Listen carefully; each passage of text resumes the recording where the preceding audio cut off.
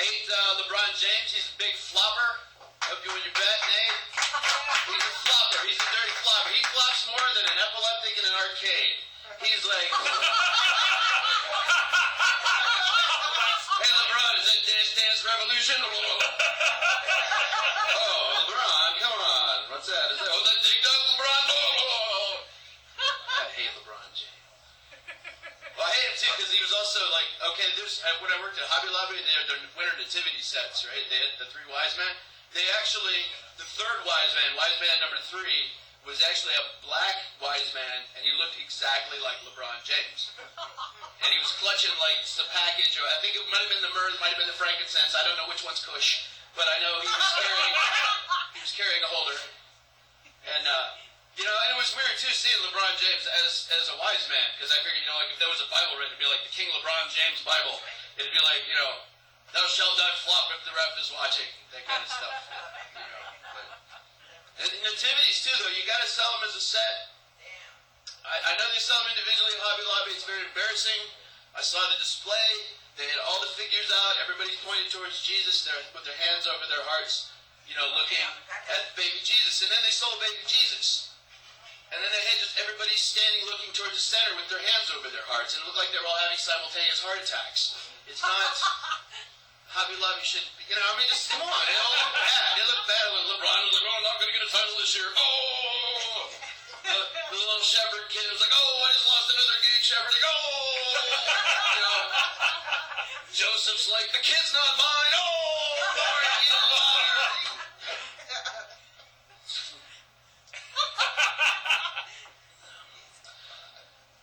Okay, I know there's been a lot of news about babies in PVC tubing lately. I mean, you hear? There was a kid in China. Apparently, this baby fell down this PVC tubing or dropped in the toilet or accidentally was thumped it. But it was 6-inch PVC. I used to work at Menards. I know exactly what we're working with here. And this baby fit perfectly in the PVC tubing. It was frighteningly, and it was like compact, and they saved him. And it was shameful because they were like pretending like, we just get birth in the bathroom and he fell right in the toilet. Whoop, we just got a great suction thing. It's one of those automatic things. And, what are you going to do? You don't auger for the kid. You don't run a snake down that thing. There's a baby down that too, for goodness sakes. So, they bring him out. They got the baby. And the baby was fine. He was a little uncomfortable, probably a little claustrophobic, maybe, I imagine. But, boy, he fit in the tube. And it got me thinking, just picture with me. Drive-through adoption agency. Right? You get the bank tubing, you just drop one up. You want to pick one up? I'm sorry, was that the wrong one? Would you like a receipt with you, baby? And you just,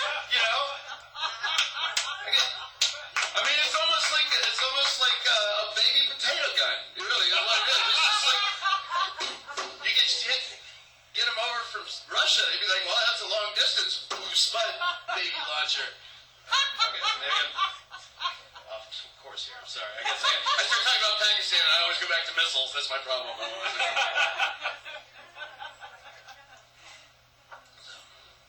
Did you guys know that if you tell the cops that you're high, they will clean out your car? The ashtrays, the glove compartments, the insides of your tires, they get the whole thing. It's pretty cool. Car needed it too. Cop said so. He's like, boy, this car is a pigsty. And I'm like, great, I guess you won't have any trouble finding your way around that, will you, officer? And that was funny until the cavity search. It was awkward. But no polyps. Hey, cancer-free. That's comedian insurance. I don't know how it is for musicians. But for comedians, how long to a cop get a free cavity search? Heck yeah. A snake up there. Is that a baby? Oh, no, sorry, I'm just smuggling.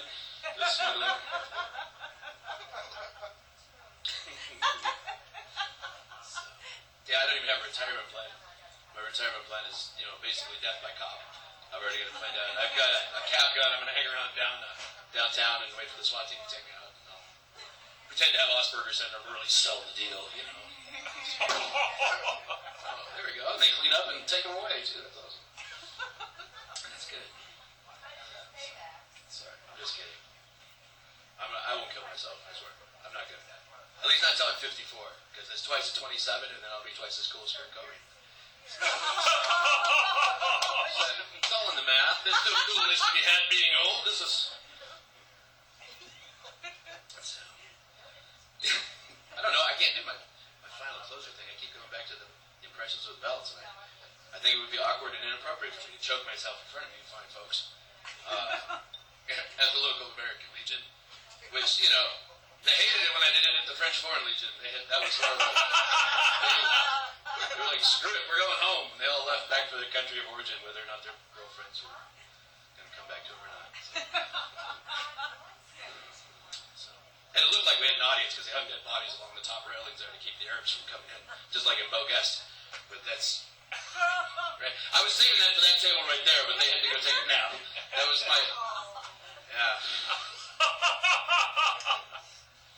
When the elderly don't get their naps, they don't get my old references. Oh, darn it. Shucks. They stuck around for the Bewitched comment. Somebody slipped that. It was Damon's comment on Bewitched. I thought that was... They were totally in line with the Bewitched thing. And I'm old. Every day I get older and I get less cool. This current thing on my head is brought to you by shaving around gray spots and bald patches. That's what this whole thing is.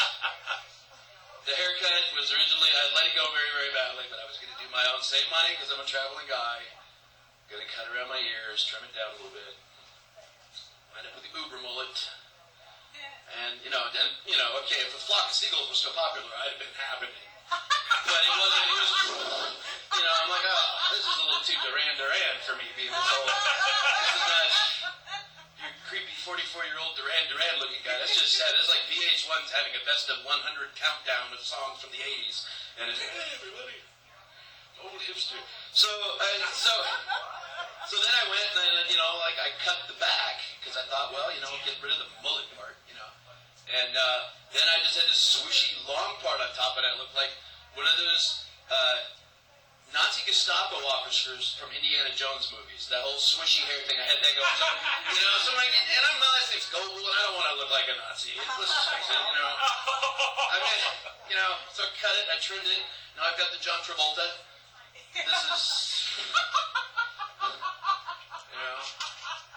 my goatee went the way of Mr. Slave, so here we are.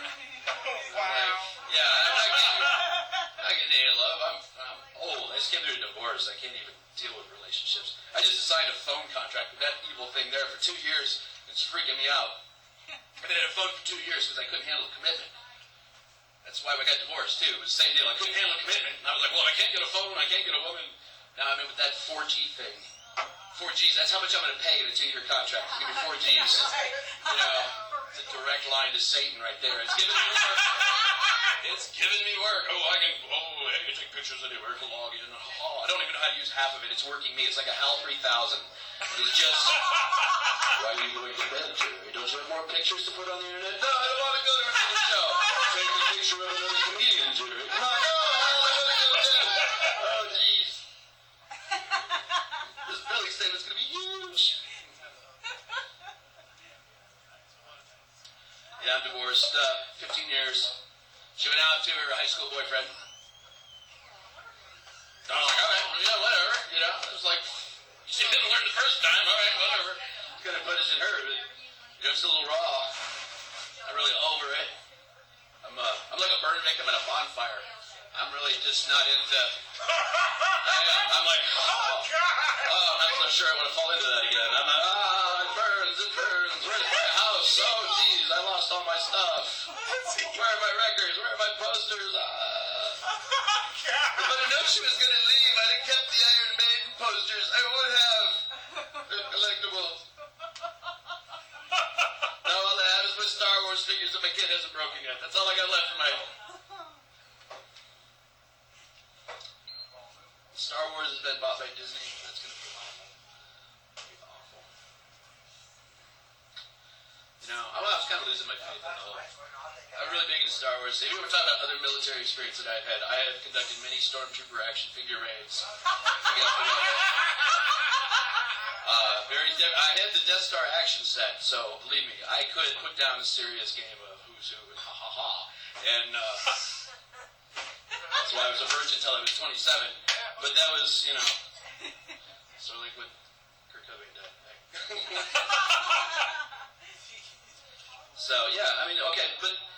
movies, I don't know if you guys really watched them very much, but they started to kind of lose a little of their sheen to me because you start looking at everything through different eyes. When you get older, you start critically analyzing stuff, and it ruins everything. I ruined Star Wars. Because for me, I was like, when I saw Empire Strikes Back, I saw Yoda, and he was like this, supposed to be this Jedi master, which seemed his declining days, and he's just about to kick over. He was at that table right over there earlier this year. Really just about to nap I need. Oh, nap I need? No, nap I need. And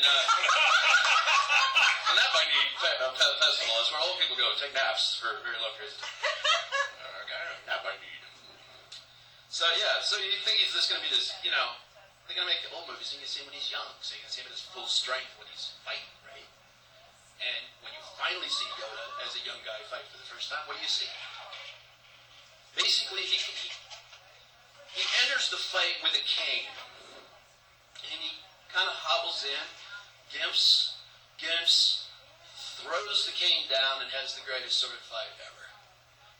Spinning, rolls, bouncing off of vehicles, ricocheting around the room, lifting stuff with his mind. And then when the fight's over, he walks over and picks up his crutch again, and he starts gimping again. Like, Yoda's into insurance fraud. That's all that is. That's not even a horrible Jedi Knight he is. He's a horrible person. And then you see him later in the movie, he's got one of those little floaty chair things that's got the cup holder in it. Like, you know what I mean? I'm like, come on, you're a Jedi. You should be able to use the Force on your shoes. That's all I'm saying. Apply it. The movie I really hate? Willy Wonka and the Chocolate Factory. The old one, not the Michael Jackson one. There was things wrong with that for a lot of different reasons. A lot of bad touch happening in that movie, I think. The old one with the original was the one that I really was cool on for the longest time, but then I got older and I started watching it, and I noticed that, Charlie's really in a bad place, and he's hustling quarters out of the gutter, he's a young boy at a bus station. There's a disappearance about to happen here, he's in a bad way. This is a bad thing going on for Charlie. So then he finds the ticket and he saves his life, and he goes back, and that one creepy, weirdo, touchy guy shows up there from Slugworth, right, for a creepy kind of a, and then he goes home, and that distracts you for a second from the fact that when he gets home, there are 4 old people in a bed, and none of them have been out of bed in 20 years. Grandpa Joe, Grandma Josephine, Grandma George, Grandma Doug, Grandma Georgina, in the bed for 20 years. They're like some freaky old swingers. They are not, they just are in bed all the time, and they don't get out for nothing until Charlie shows up with the golden ticket. And then suddenly, Grandpa Joe can dance. It's a miracle. It's I'm going to go to the chocolate factory. He does the dance. He knows where his hat is. He knows where his pants are.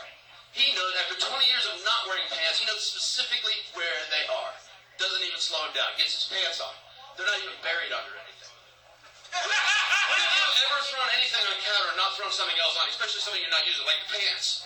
You know what I mean? I'd have been digging through a laundry pile. That would have been another 10 minutes to that whole song and dance routine of me just trying to find the right pair of pants that fit, that didn't make me feel out bloaty. And, he could sing and dance, and then they go to the factory, and then who's the guy that almost blows the deal for Charlie? It's Grandpa Joe again. What's he do? Busy lift and drink. Charlie, take the hit. Come on. It's only industrial espionage. Come on, Charlie, let's do it. You don't need to worry about. Are you kidding me? Hit it. It's Monsanto something. We don't know. Just drink it. And, I just was kind of hoping that maybe Grandpa Joe, if there was any reality to it at all, that the gas would be so much that he would blow a lower seal and blow right through those blades. And that would be the end of Grandpa Joe, because I think he needed to go. He was a bad influence. See his feet dangling out of the road. Oh, Charlotte, I'm sorry. What a horrible thing I am.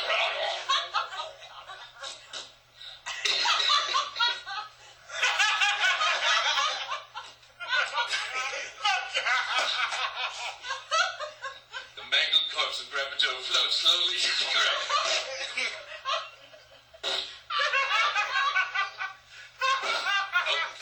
He's stuck at the corner. Get a stick. Come on. Get out. It's like an intestinal pinata.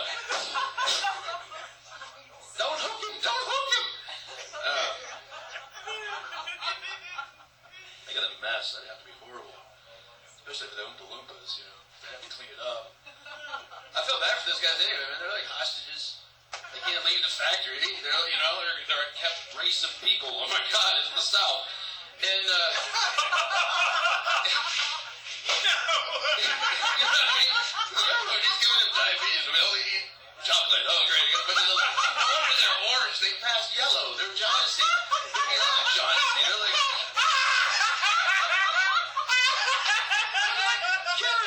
No, eat more chocolate, you dumb Oompa Loompa. No, sing! There's another fat kid stuck in a chute, like you haven't heard that at a Chuck E. Cheese 1,000 times. You're like, nobody knew this kid's got to get some roughage in, too. Yeah. Horrible.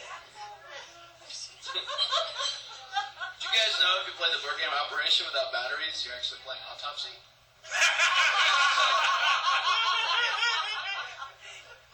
You win, you get to be Quincy and live on a houseboat. It's pretty cool.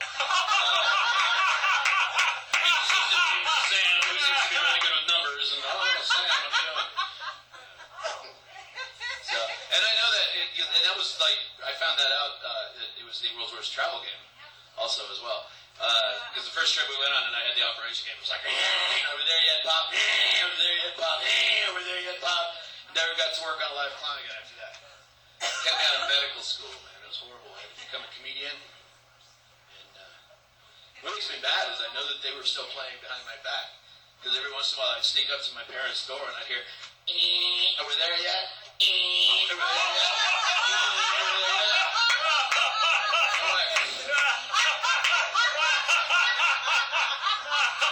This is like play if we lived in Kentucky. I'll bet we would. Anyway, thank you guys for having us out. My name's Gerry Gobel.